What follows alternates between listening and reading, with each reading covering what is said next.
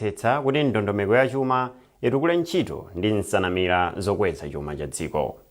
Poyankhula pa msonkhano otenga maganizo a anthu ndi mabungwe a ntchito yopanga ndondomeko ya chuma ya 2025-2026, nduna ya zachuma a Simplex Chitchulapanda ati ali ndi chiyembekezo chopeza maganizo komanso mfundo zokweza chuma.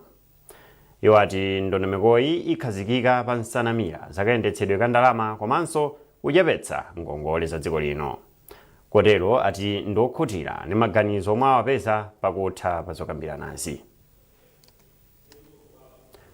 Unduna wa ntchito wachenjeza makampani osiyanasiyana mdziko muno omwe sakutsata malamulo a ntchito kwa anthu amene amagwira ntchito makampaniwa. Nduna ya ntchito Engineer Vinombiko Mumba yati makampani amene sadzitsata malamulo adzilandira zilango komanso ena adziwatseka.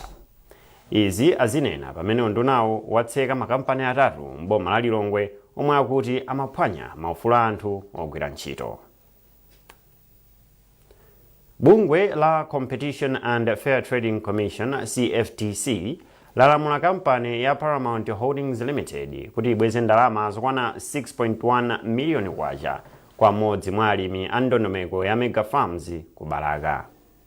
Kampani ya Paramount Holdings Limited akuti inagulitsa mlimiyo fetereza osavomerezeka zimene zikutsutsana ndi malamulo akachitidwe ka malonda mdziko muno.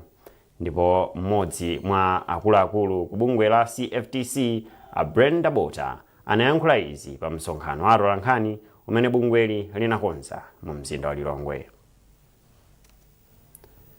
Boma kudzera mu nduna oona za chinyamata ndi masewero wauza bungwe loyendetsa masewero a mpira wa miyendo la FAM komanso bungwe loyendetsa masewero amanja mdziko muno la NAM kuti akhoza kulemba ntchito aphunzitsi okhazikika a matimu a dziko lino.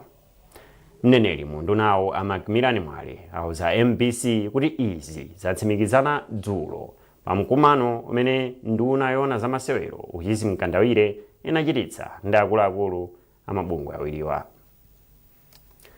Nkhani mwachidule masanano ndi zomwezi. Munali ndi ine Romeo Umali. Mwakoma nonse.